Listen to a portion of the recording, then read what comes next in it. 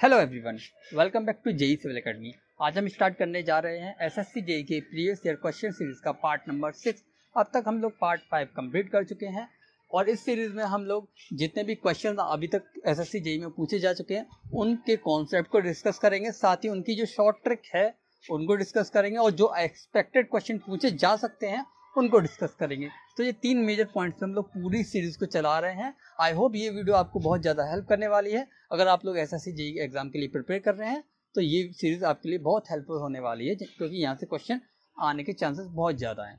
तो चलिए लेक्चर को स्टार्ट करते हैं। लेक्चर को स्टार्ट करने से पहले let me introduce myself. This is Mohan Kumar, GATE qualified and selected in PM and DC JEE exam.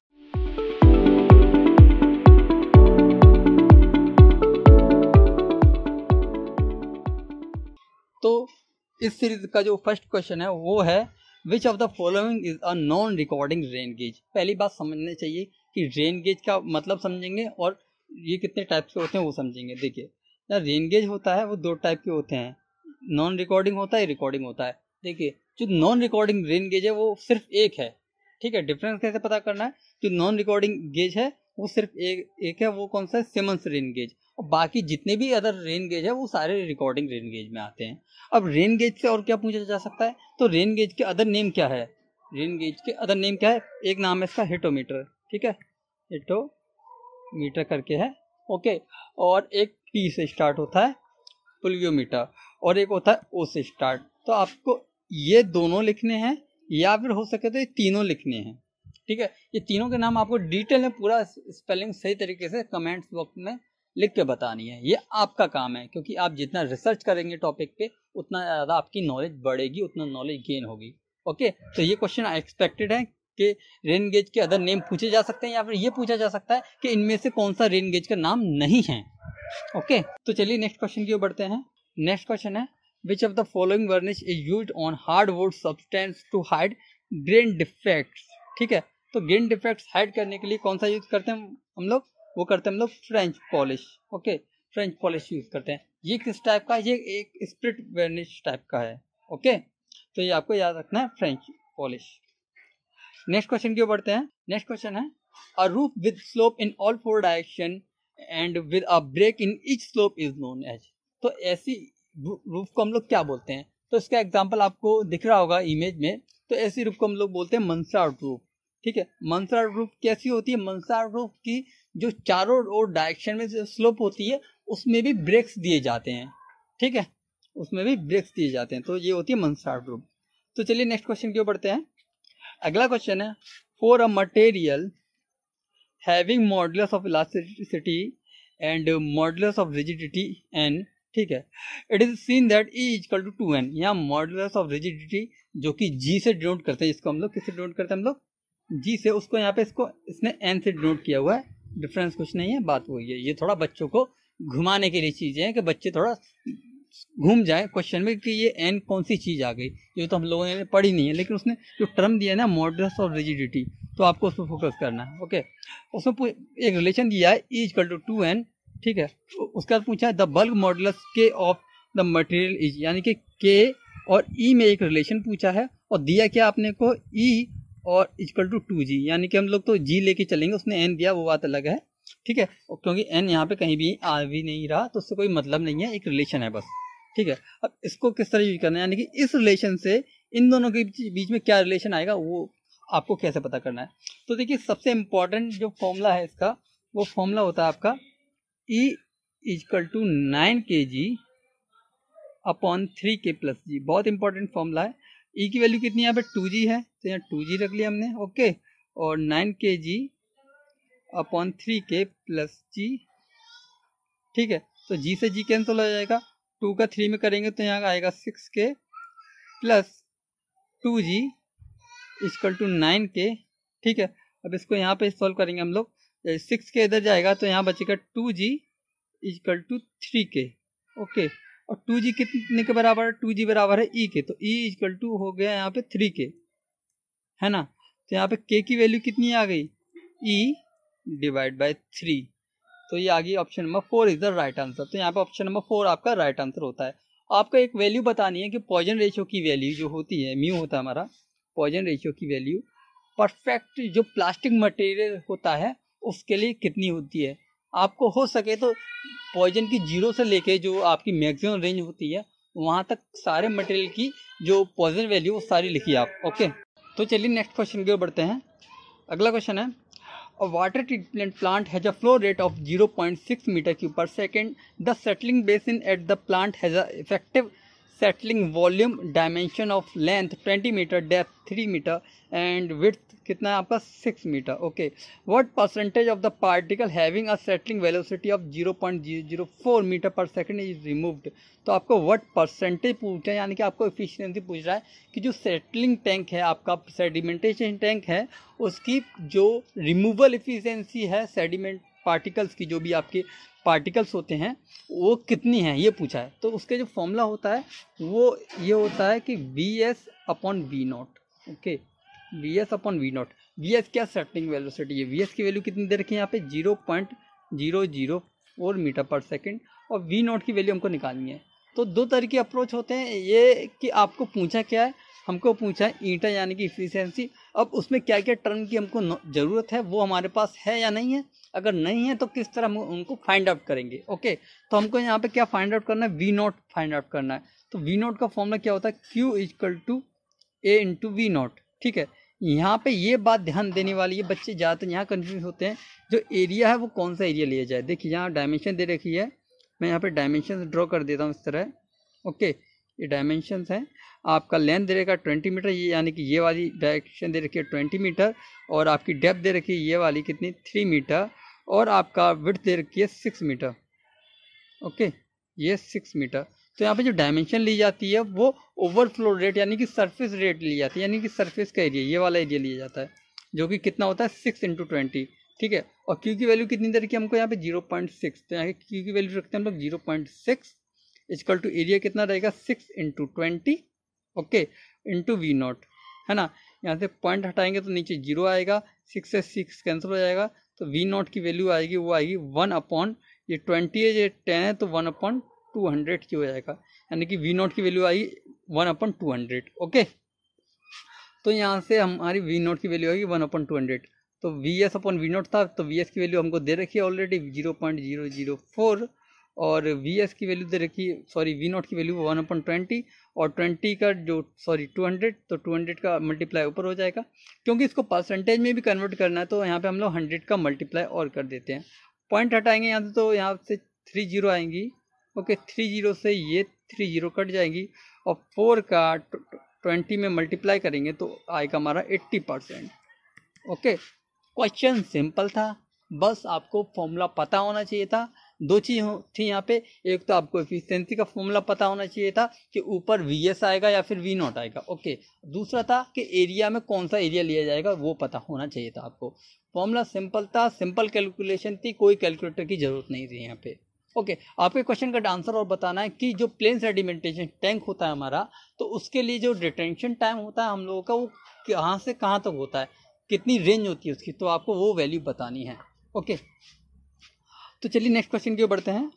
अगला क्वेश्चन है, as per IS 456-2000 the minimum beam width required for a reinforced concrete beam for 2 hour of fire exposure, जब वो fire exposure में रहे। देखिए ये IS code की details हैं, इस कंडीशन में बहुत डिफरेंट चीज़ें हो सकती हैं, जैसे यहाँ पे पूछा है विड्थ, वहाँ पे डेप्थ भी हो सकती है, थिकनेस भी हो सकती है स्लैब की।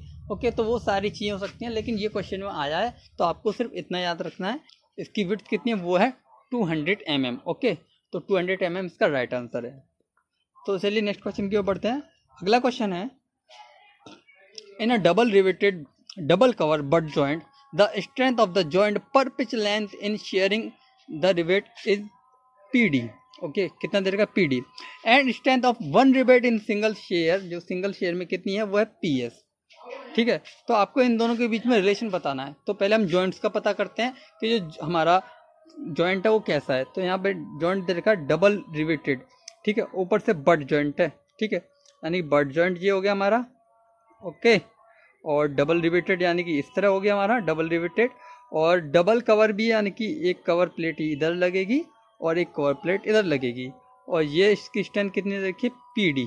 ओके, PD है ना, और ये स्ट्रेंथ दे रखी है पी एस की हमारी 1 रिवेट इन सिंगल शेयर यानी कि सिंगल शेयर। ये पी डी की स्ट्रेंथ किस में हमारी डबल शेयर में, यानी कि यहाँ पे एक शेयर यहाँ हो रहा होगा और एक शेयर यहाँ हो रहा होगा, यानी कि एक प्लेन के लिए यानी कि 1 प्लेन के लिए हमारी पी डी की वैल्यू कितनी स्ट्रेंथ होगी, वो होगी पी डी डिवाइड बाय 2।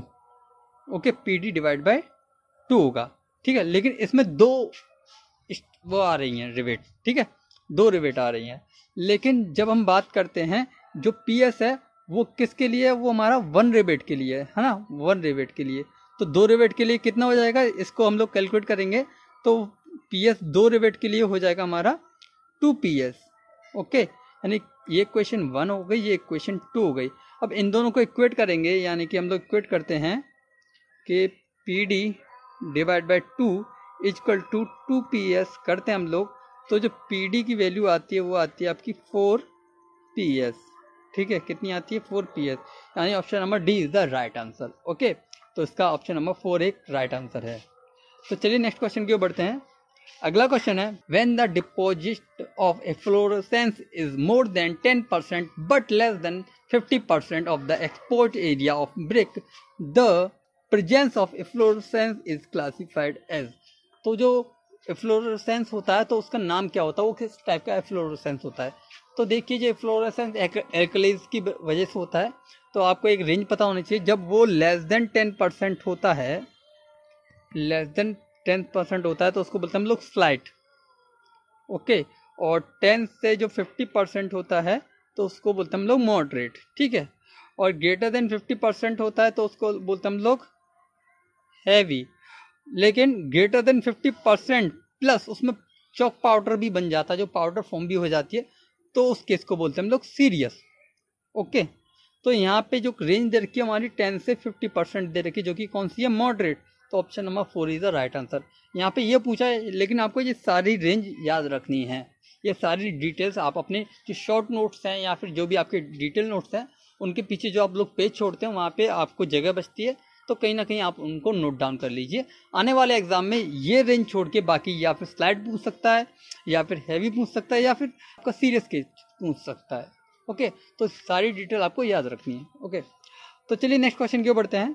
अगला क्वेश्चन है, an iceberg floats in a sea water with 14% of its volume projecting above the sea surface. कितना वॉल्यूम प्रोजेक्ट हो रहा है अबव सी सरफेस, और आपका 40%।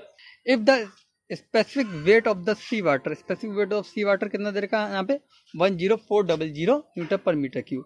Determine the specific weight of the iceberg, ठीक है। तो आइसबर्ग का आपको स्पेसिफिक वेट निकालना है। स्पेसिफिक वेट की यूनिट भी दे रखी है न्यूटन पर मीटर की, यानी कि हमको गामा निकालना है।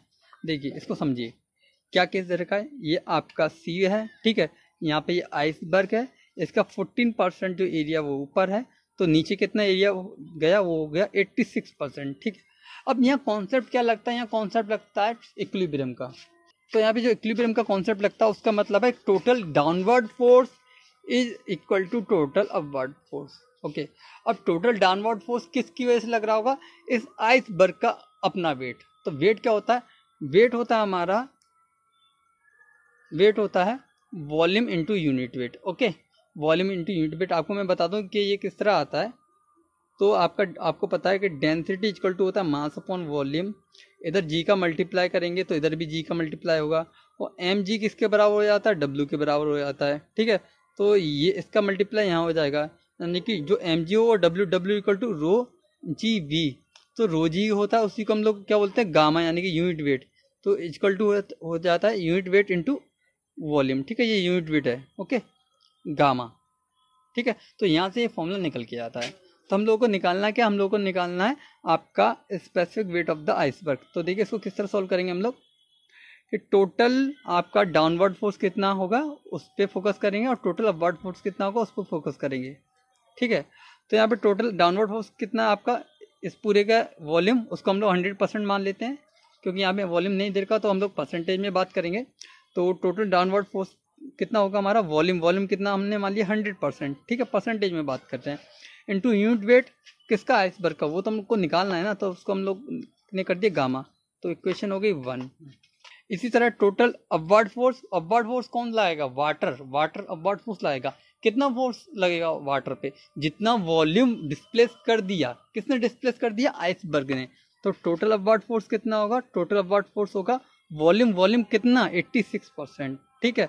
और इसका स्पेसिफिक वेट, यूनिट वेट दे रखा आपको कितना 1040, यानी कि 10400, ठीक है।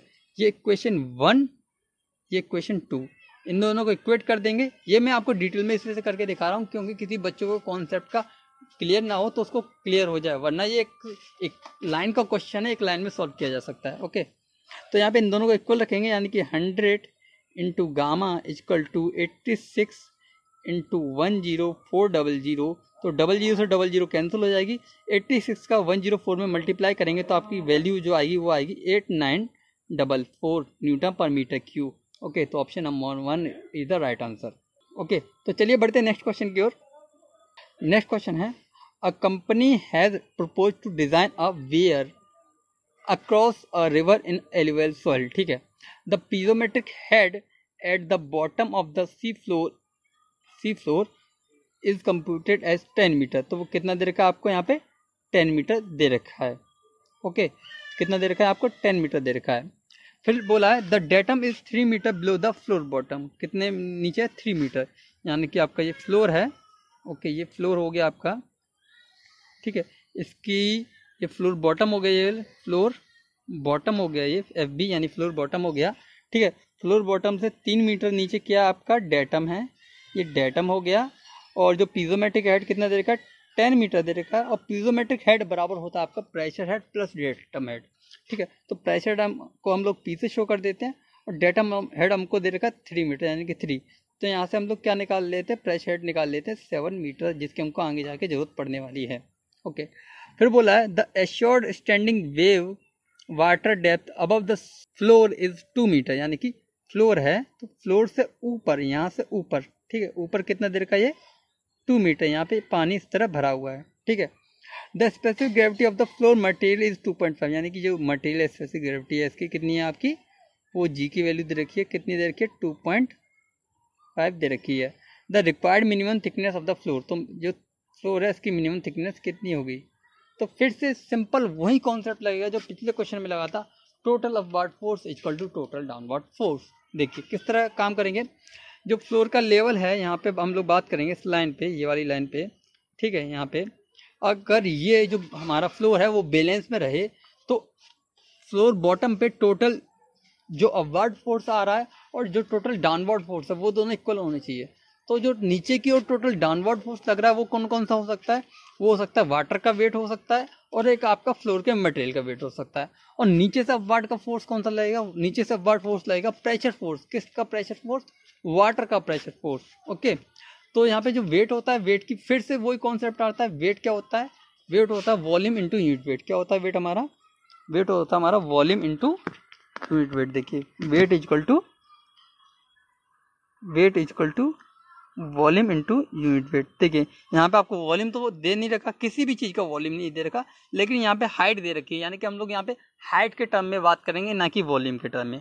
ओके, तो हम लोग यहाँ पे हाइट के टर्म में बात करने वाले हैं सभी जगह, क्योंकि सबकी हाइट दे रखी है। ओके, तो हम लोग देखते हैं टोटल जो डाउनवर्ड लग रहा है वो लग रहा है वाटर का और इसका, ठीक है। तो इसको हम लोग दोबारा ड्रॉ कर लेते हैं और सिंपली इसको कैलकुलेट करते हैं।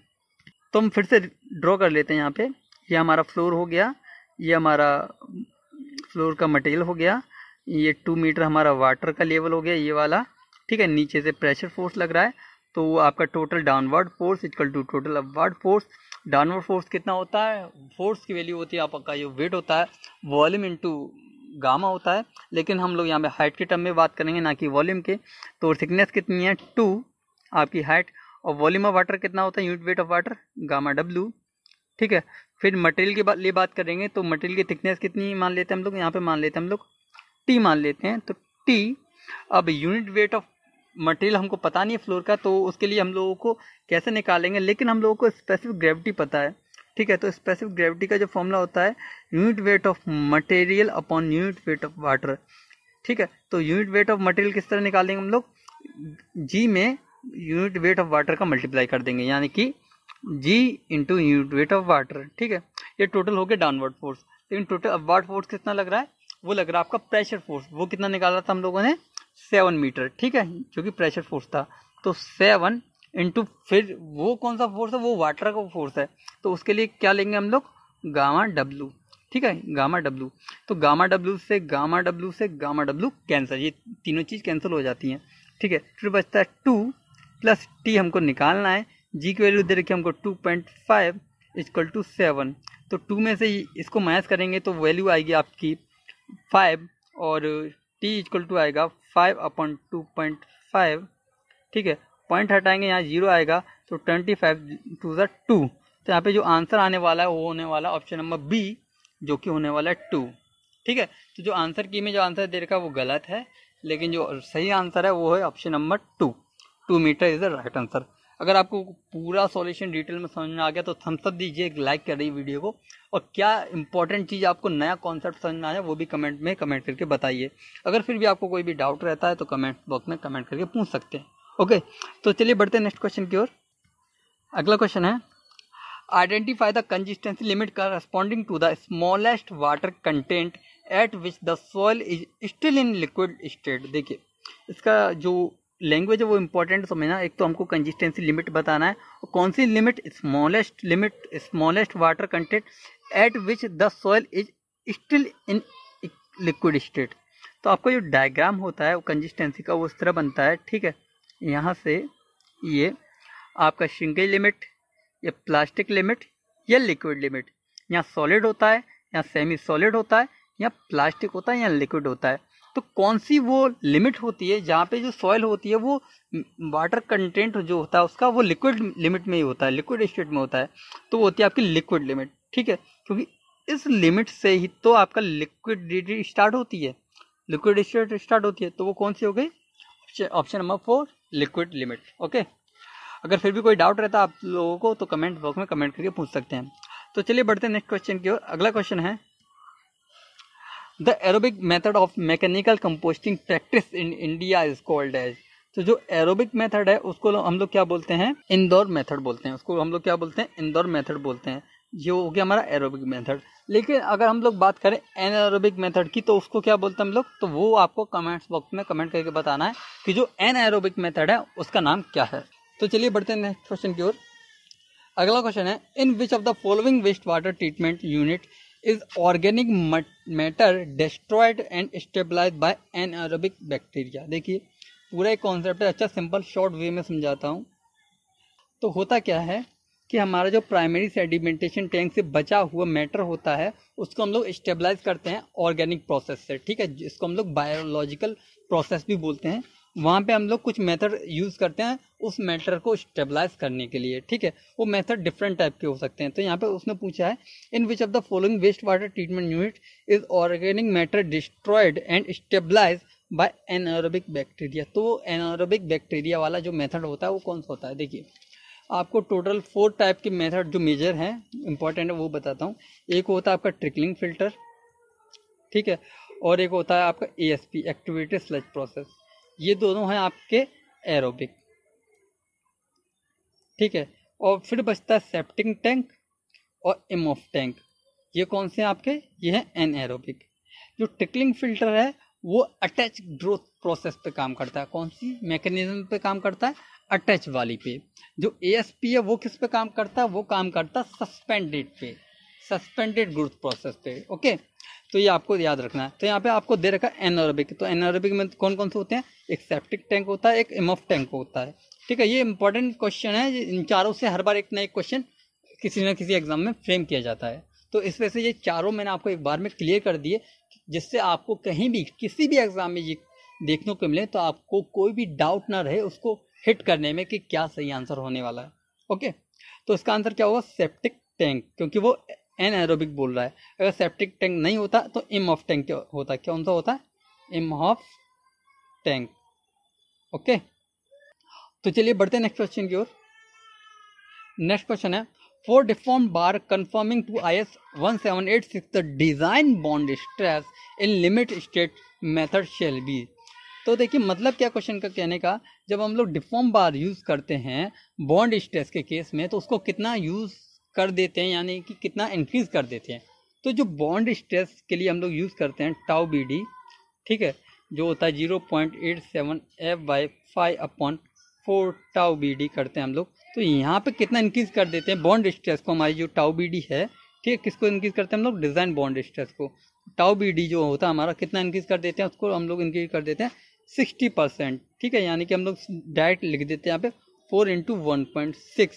लेकिन एक इम्पॉर्टेंट क्वेश्चन मैं अब आप लोगों से पूछता हूँ कि अगर यही केस होगा लेकिन उसको हम लोग कंप्रेशन जोन में यूज़ करेंगे, कौन से जोन में यूज़ करेंगे हम लोग, कंप्रेशन जोन में यूज़ करेंगे, तो कितना % इंक्रीमेंट कर देते हैं। ये मोस्ट इंपॉर्टेंट क्वेश्चन है, बहुत ज़्यादा इंपॉर्टेंट क्वेश्चन है। इन क्वेश्चन से आपका न्यूमेरिकल फिक्स होगा एग्जाम में या फिर थ्योरेटिकल वैल्यू का क्वेश्चन फिक्स होगा, जैसे कि ये 60% होगा। यहाँ पे डिफॉर्म बार की जगह कंप्रेशन लिख दिया जाएगा और सारा जो लैंग्वेज है सेम रहेगी, बस यहाँ पे जो ऑप्शन है वो चेंज हो जाएंगे और क्वेश्चन चेंज हो जाएगा। ओके, तो इसका आंसर आपको कमेंट्स बॉक्स में कमेंट करके बताना, नहीं आता तो पूछिए, आपको रिप्लाई वहाँ दिया जाएगा। ओके, तो चलिए बढ़ते नेक्स्ट क्वेश्चन की ओर। अगला क्वेश्चन है, a circular shaft of dia D and length L, कितना, dia D and length L is subjected to a torque T and a bending moment m, the ratio of maximum shear stress to bending stress. देखिए एक आपका shaft है, ठीक है, ये shaft है, dia इसका d है और लेंथ इसका l है। तो आपको पूछा है आपका tau max upon sigma max की वैल्यू, ये दो वैल्यू पूछे, सिंपल है, ठीक है। एक फॉर्मूला होता है टाउ मैक्स, टाउ का फॉर्मूला कितना होता है आपका 16t/πd³, ओके। और लेकिन जो सिग्मा का फॉर्मूला होता है वो 32m/πd³ होता है, ठीक है। πd³ कैंसल, 16 से 2 टाइम जाएगा, तो इनको रेशियो में करेंगे तो t/2m is the right answer. तो option number 2 is the right answer. ये सिंपल क्वेश्चन है, मेजर एग्जाम में ये क्वेश्चन बहुत बार रिपीट हो चुका है, तो इसका आपको डाउट लेने की जरूरत नहीं है। अब एक इम्पॉर्टेंट जो फॉर्मूला है वो मैं इससे रिलेटेड आपको कंफर्म कर देता हूँ, जिससे आने वाले एग्जाम में आपको दिक्कत ना हो। देखिए जो इक्विवेलेंट पूछा जाता है कि जैसे m इक्विवेलेंट, यानी कि इक्विवेलेंट मोमेंट क्या होगा जब किसी स्ट्रक्चर पे टॉर्क भी लग रहा है और मोमेंट भी लग रहा है, तो उसका फॉर्मूला क्या होता है 1/2, ठीक है, m प्लस रूट में m² प्लस t², ये इक्विवेलेंट मोमेंट का फॉर्मूला है। वहीं इक्विवेलेंट टॉर्क का फॉर्मूला बोल दे तो वो होता है कितना, m² प्लस t², ठीक है। तो चलिए बढ़ते हैं नेक्स्ट क्वेश्चन की ओर। अगला क्वेश्चन है, which of the following is not a mode of failure in tension member. देखिए जहाँ क्वेश्चन में बच्चों ज़्यादातर मिस्टेक कर जाते हैं, एक वर्ड होता है विच इज नॉट और विच इज इनकरेक्ट। तो यहाँ पे नॉट यानी कौन सा नहीं है वो बताना है, ठीक है, जो टेंशन फेलियर का मेथड नहीं है, प्रोसेस नहीं है। देखिए आप लोगों को अगर नहीं भी पता टेंशन मेंबर के फेलियर्स के टाइप के बारे में, तो आप सिंपल एक कॉमन सेंस या लॉजिक ला के बता सकते हैं कि जो लोकल बकलिंग, यानी कि यहाँ बकलिंग दिख गया, वो टेंशन मेंबर में यूज़ होता नहीं है। जो बकलिंग होती है वो कंप्रेशन मेंबर में होती है, ठीक है। तो उसका आंसर क्या हो गया, ऑप्शन नंबर 2 लोकल बकलिंग, ठीक है। बकलिंग वो हमारे कॉलम वाले केस में होती है। कॉलम कैसा स्ट्रक्चर होता है हमारा, कंप्रेशन स्ट्रक्चर, ठीक है। तो option number 2 is the right answer. तो चलिए बढ़ते हैं नेक्स्ट क्वेश्चन की ओर। अगला क्वेश्चन है, as per IS 456-2000 using working stress method the modular ratio of M25, किसका निकालना है, M25 grade of concrete for permissible compressive strength due to bending in concrete is 8.5, ठीक है। तो आपको निकालना क्या, आपको निकालना आपका मॉड्यूलर रेशियो। मॉड्यूलर रेशियो का फॉर्मूला क्या होता है, WSM में 280/3 सिग्मा CBC। 280 रहने देते हैं, यहाँ पे 3 की वैल्यू एज इट इज रहेगी, सिग्मा CB की वैल्यू रहेगी 8.5। जब आप इसको कैलकुलेट करेंगे तो वैल्यू आएगी 10.98, ओके। तो इसका आंसर हो गया option number 3 is the right answer. तो चलिए बढ़ते हैं नेक्स्ट क्वेश्चन की ओर। अगला क्वेश्चन है, the moment of inertia of a circular area about its dia is I axis, किसके about, its dia is I axis, कितना रहेगा आई एक्सेस। फिर बोला the moment of inertia of same circular area about the axis perpendicular to the plane of area is I Z z, यानी कि मान लीजिए ये सर्कुलर प्लेट है, ठीक है, ये आई एक्सेस है, ये आई वाई एक्सेस है, ये परपेंडिकुलर रहेगी इस एरिया के, क्योंकि बोला उसने perpendicular to the plane area, ठीक है, यानी कि इस एरिया के परपेंडिकुलर, यानी कि जेड की बात कर रही है, ठीक है। तो यहाँ हो गया एक्स एक्स, ये हो गया आई जेड जेड। तो which of the following statement is correct, तो आपको स्टेटमेंट करेक्ट है या इनकरेक्ट है, इसके लिए एक रिलेशन पता होना चाहिए। वो रिलेशन क्या होता है वो आप लोगों ने सोम में पढ़ा होगा, ठीक है, I Z Z equal to I x X plus I Y Y. ठीक है, तो फर्स्ट स्टेटमेंट से स्टार्ट करते हैं और पूछा क्या है, करेक्ट पूछा है ना कि इनकरेक्ट। ठीक है, तो कौन सा आपका सही है। तो फर्स्ट क्या है, I x x can be equal और greater than I Z z. यहाँ लगता है इक्वल हो सकता है, इक्वल तो हो ही नहीं सकता, और ग्रेटर ग्रेटर भी नहीं हो सकता, क्योंकि यहाँ पे कुछ चीज़ ऐड कर रहे हैं हम लोग आई वाई वाई, तब वो आई जेड जेड के इक्वल हो रहा है। तो फर्स्ट स्टेटमेंट क्या हो गया हमारा, गलत हो गया। सेकंड पढ़ते हैं, I x x is always less than I Z z. ठीक है, तो ये बात सही है, क्योंकि हम उसमें कोई चीज़ ऐड कर रहे हैं, यानी कि वो हमेशा कम है, इस वजह से ऐड की जा रही है। तो option number 2 is the right answer. ठीक है, थर्ड की ओर बढ़ते हैं, I x x is always greater than I z. ये तो यहीं पे हम लोगों ने कैंसिल कर दिया था फर्स्ट ऑप्शन में, तो ये भी गलत हो गया कि बड़ा तो हो ही नहीं सकता। थर्ड है, I x x is equal to I Z z. ये भी गलत है, क्योंकि अगर बराबर ही होता तो हम उसमें कुछ एडिशन क्यों करते, आई वाई वाई ऐड क्यों करते। ओके, तो option number 2 is the right answer. तो चलिए बढ़ते हैं नेक्स्ट क्वेश्चन की ओर। अगला क्वेश्चन है, the modulus of elasticity of M25 concrete as per the formula IS 456/2000 is. तो EC की वैल्यू पूछी है आपको, सिंपल फॉर्मूला आपको पता होना चाहिए। EC का जो फॉर्मूला होता है वो कितना होता है, वो होता है आपका 5000 अंडरूट FCK की वैल्यू दे रखी है यहाँ पे 25, और अंडरूट 25 को आपको लोग खोलेंगे तो आप वैल्यू आएगी 5000 इंटू 5, 5000 इंटू 5 का करोगे तो 25,000 आएगी। ये नॉर्मल क्वेश्चन है, बहुत ज़्यादा रिपीट हो चुका है ये क्वेश्चन एग्जाम्स में।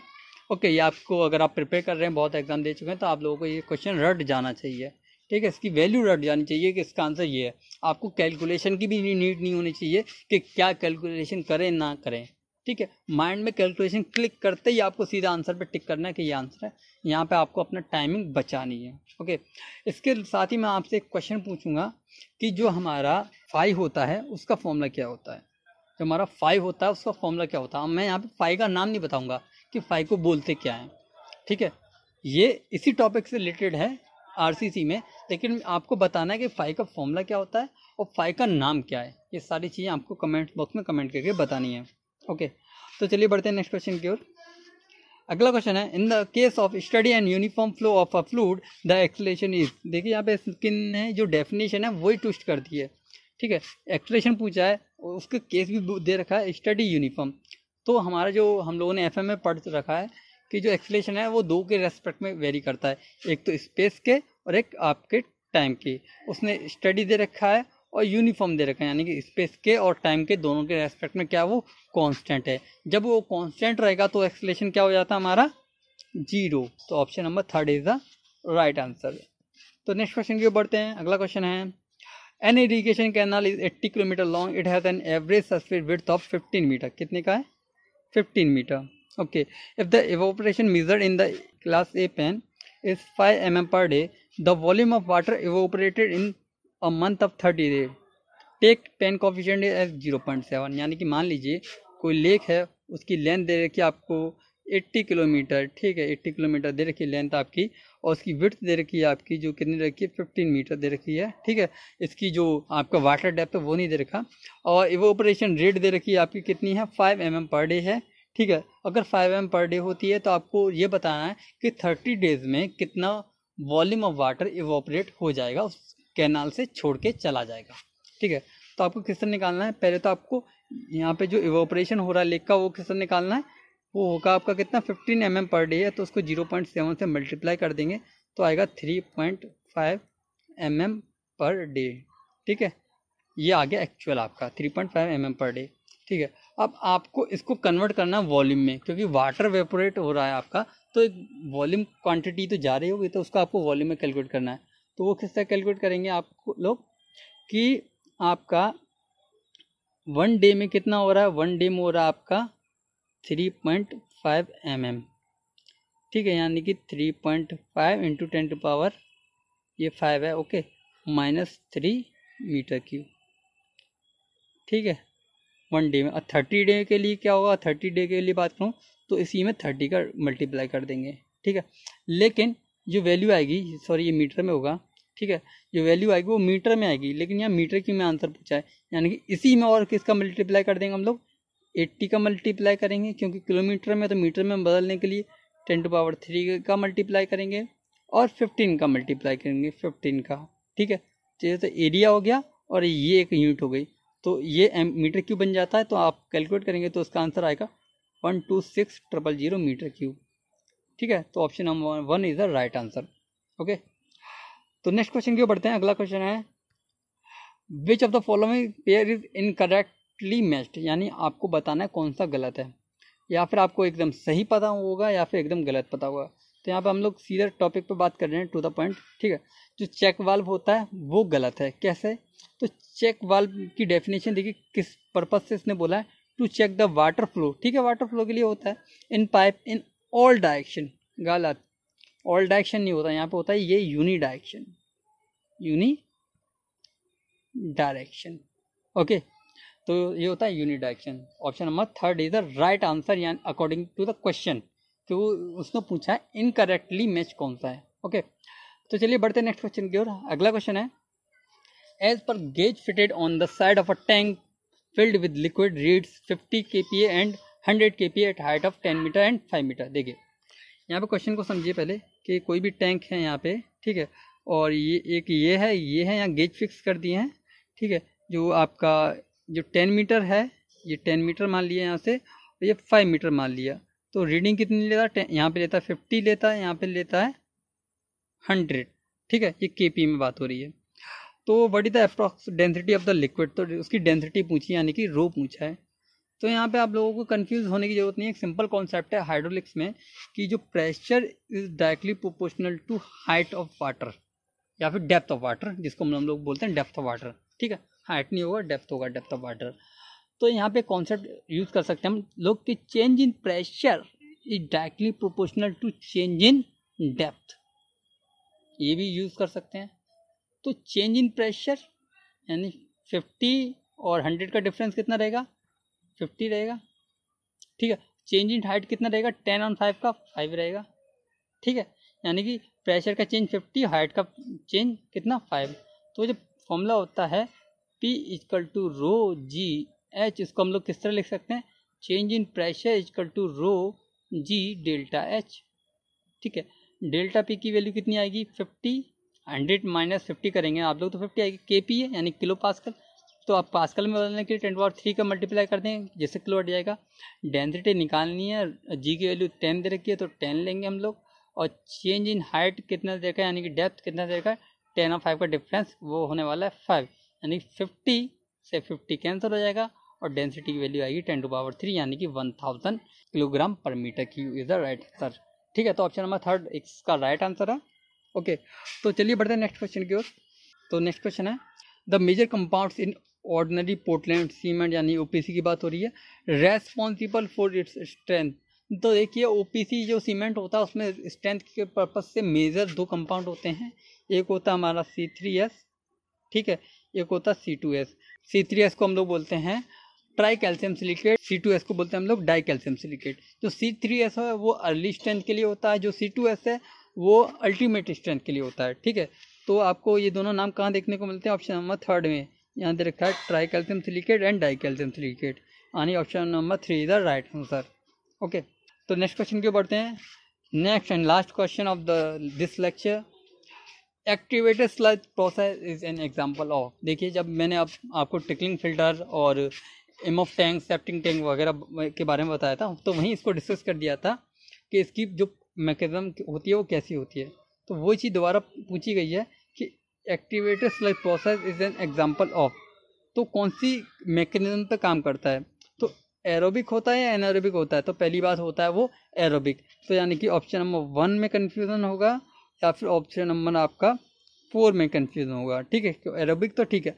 अब मैकेनिज्म पे डाउट हो जाता है, अटैच ग्रोथ पे काम करता है या फिर सस्पेंडेड ग्रोथ पे काम करता है। देखो ये काम करता है सस्पेंडेड ग्रोथ पे, लेकिन अटैच ग्रोथ पे काम करता है आपका ट्रिकलिंग फिल्टर। ठीक है, आज ये क्वेश्चन एएसपी के लिए पूछा, यानी कि एक्टिवेटेड स्लज के लिए पूछा। आने वाले टाइम पे ये भी पूछा जा सकता है सेम क्वेश्चन कि ट्रिकलिंग फिल्टर कैसी मैकेनिज्म पे काम करता है। सेम तरह के ऑप्शन होंगे, बस यहाँ पे क्या चेंज हो जाएगा, इसका नाम चेंज हो जाएगा यहाँ पे।